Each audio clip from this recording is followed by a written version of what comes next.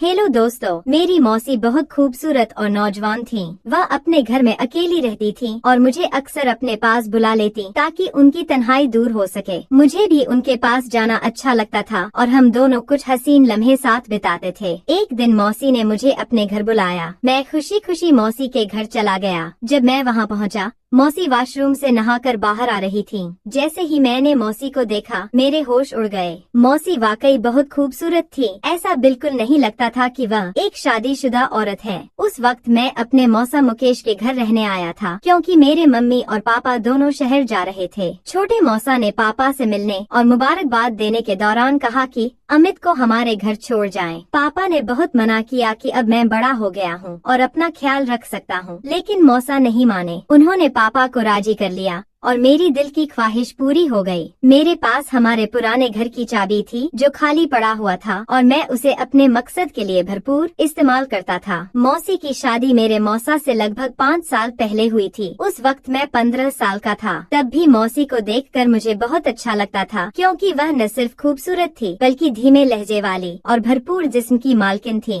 मौसा और मौसी की जोड़ी मिसाल थी। शादी के बाद मौसी का बदन और भी दिलकश हो गया था। खूबसूरत तो वह पहले से ही थी, लेकिन अब उनका हर हिस्सा अपनी तरफ खींचता हुआ महसूस होता था। उस दिन मौसी घर की सफाई कर रही थी और मैं टीवी देख रहा था। मौसी ने मुझसे पूछा, अमित बेटा, आजकल कॉलेज नहीं जाना क्या? मैंने दिल ही दिल में मौसी को बेटा बुलाने पर बुरा मानते हुए कहा, नहीं मौसी, सेमेस्टर खत्म हो गया है, इसलिए 1.5 महीने की छुट्टियां हैं। मौसी ने सर हिलाया और झुककर मेज पर कपड़ा मारने लगी। मुझे समझ नहीं आ रहा था कि क्या करूं और क्या ना करूं। 2 दिन गुजर चुके थे। मुझे मौसी के घर आए हुए अभी कुछ ही दिन हुए थे। रात के खाने पर मौसा ने मौसी और मुझसे कहा कि उन्हें 20 दिन के लिए शहर जाना है। अगर उन्हें ज्यादा दिनों के लिए जाना होता तो वह मौसी को भी साथ ले जाते, मगर इस बार मैं मौसी के घर पर था, इसलिए उन्होंने अकेले जाना उचित समझा। मैंने मौसी की आदतों और दिनचर्या का अच्छी तरह से अवलोकन किया। मैंने देखा कि मौसी चाय का बहुत अधिक सेवन करती हैं और वह चाय हमेशा खुले दूध की बनाती हैं, जबकि मुझे डब्बे के दूध की चाय पीने की आदत है। अगले दिन मैं गेम खेल रहा था और हेडफोन लगाए हुए था।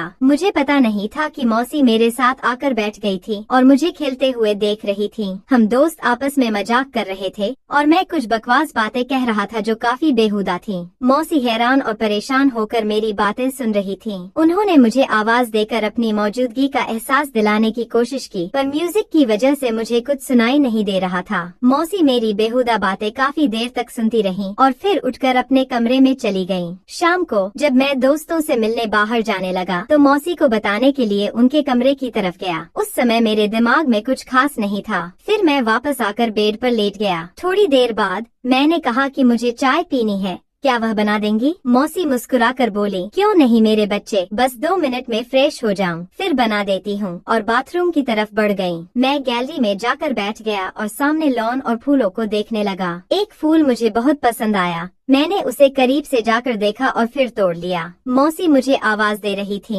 मैंने जवाब दिया, बाहर हूँ। तो वह हाथ में चाय पकड़े बाहर आई, जिसमें 2 कप चाय थे। उन्होंने एक कप मुझे पकड़ाया और दूसरा खुद उठाकर मेज पर रख दिया। मैंने वह फूल जो मैंने पकड़ा हुआ था मौसी की तरफ बढ़ा दिया। मौसी ने मुस्कुराकर फूल मेरे हाथ से ले लिया और कहा, शुक्रिया मेरे बच्चे, मेरे सारे अरमानों पर पानी फिर गया था। मैंने मौसी की तरफ देखा और पूछा, मौसी, आप बोर नहीं होती सारा दिन घर में रहकर? मैं तो बोर हो गया हूँ, कहीं बाहर घूमने चलें। मौसी ने जवाब दिया, नहीं अमित, मैं तुम्हारे मौसा के साथ हर जगह जाती हूँ, लेकिन उनके बिना कहीं नहीं जाती। मैं खामोश होकर चाय पीने लगा। रात के खाने के बाद मैंने एक मूवी लगाई और बैठकर देखने लगा। मौसी भी मेरे पास आकर बैठ गई और मूवी देखने लगी। जब मौसी ने देखा कि मूवी में वही बकवास हो रही है जो मैं दोपहर को गेम खेलते वक्त कर रहा था, तो उन्होंने कहा, अच्छा जी, सारी गालियाँ और बकवास तुमने यहाँ से सीखी हैं। यह तो बहुत गंदी बात है, तुम बहुत बेहुदा जुबान इस्तेमाल करते हो। शर्म से मेरे पसीने छूट गए। मौसी ने फिर कहा, मैं तुम्हारी माँ से बात करूँगी कि वह तुम पर नजर रखें। तुम हाथ से निकलते जा रहे हो। मैंने नजर उठाकर देखा और कहा,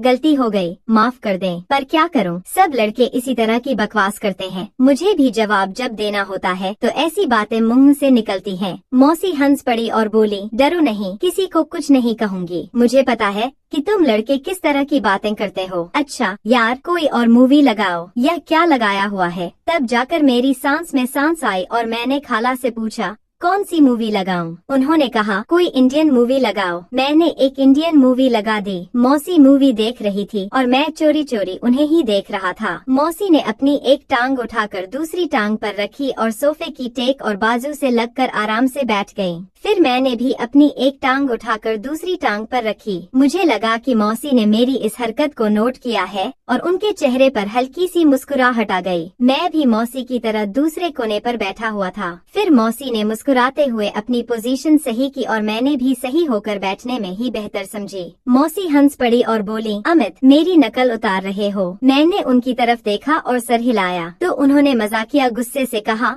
क्यों मुझे तंग करना चाह रहे हो? मैंने लापरवाही से कहा, हाँ थोड़ा सा, और फिर हंस पड़े। वह बोली, क्यों? मैंने फौरन कहा, यार इतने दिन हो गए हैं, ना किसी की डांट खाई है, ना किसी से जूते, ऊपर से आप इंतहा बोर हैं। उनके माथे पर बल पड़े और उन्होंने कहा, अमित क्या मैं वाकई बोर हूँ? मैंने कहा, पता नहीं मेरा क्या बनेगा अकेले रहकर। मौसी ने मुस्कुराते हुए कहा, तुझे मार खानी है तो मैं लगा देती हूँ। वह मुझे कोई मासूम सा शरारती बच्चा समझ रही थी और यह बात मेरे फायदे में थी। इसी तरह की फजूल बातें करते करते खाला मुझसे काफी फ्री हो गई। रात के 11 बजे मौसी के मोबाइल पर मौसा का फोन आ गया। वह उठकर अपने कमरे की तरफ चल पड़ी।